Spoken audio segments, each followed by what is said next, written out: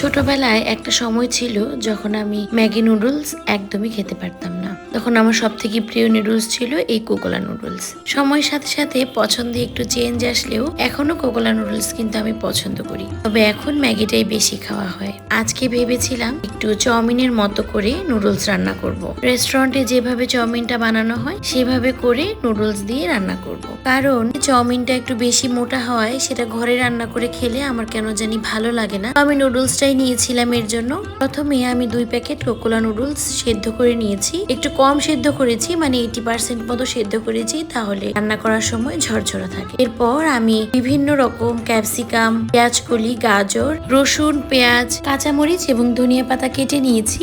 আর পাশে একটু ডিম ভেজে নিয়েছি। ডিমটাকে আমি নর্মাল অমলেটের মতো করে ভেজে একটু বড় বড় টুকরো করে কেটে নিয়েছি। এরপর আমি কড়াই তেল নিয়ে তেলটাকে ভালো করে গরম করে এখানে রসুন আর পেঁয়াজ কুচিটা দিয়ে ভালো করে ভেজে নিয়েছি। যখন এগুলো থেকে একটা ফ্লেভার আসবে তখন আমি একে একে এর মধ্যে সবগুলো সবজি যে কেটে রেখেছি সেগুলো দিয়ে দিয়েছি। এখানে 3 রকমের সস ইউজ করেছি, টমেটো সস, বারবিকিউ সস আর নাগামরিচের সস। খুবই সামান্য পরিমাণে নাগামরিচের সসটা ইউজ করেছি, এতে করে এখানে কোনো ঝাল হয়নি, তবে নাগামরিচের একটা খুব সুন্দর ফ্লেভার এসেছে। এভাবে রান্না করাতে খুব ভালো লেগেছিল খেতে। কেমন লাগলো আমার আজকের এই পরিবেশনাটি অবশ্যই আপনারা জানাবেন। আপনারা সবাই খুব ভালো থাকবেন। ধন্যবাদ সবাইকে।